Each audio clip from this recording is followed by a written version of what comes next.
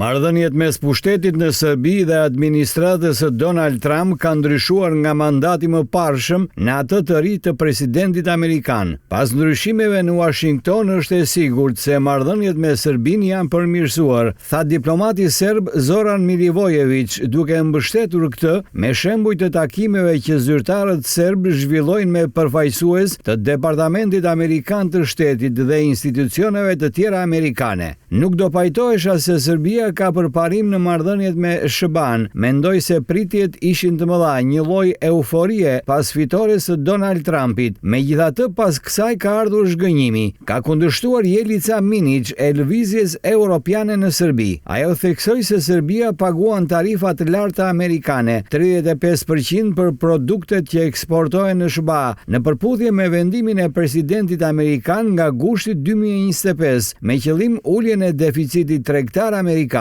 Megjithatë, në deklaratat e Aleksandr Vučićit edhe përfaqësuesve të tjerë të pushtetit, vlerësimet për SBA-n apo Rusinë janë më të përmbajtura se ato që dëgjohen për administratën e Brukselit, sepse Brukseli është më i ashpër ndaj Serbisë. Është ky qëndrimi Zoran Milivojević. Jelica Minić nga ana tjetër vlerëson se gjua që nga Beogradi drejtohet ndaj zyrtarëve europian është e papranueshme dhe se për këtë paguhet një çmim i lartë.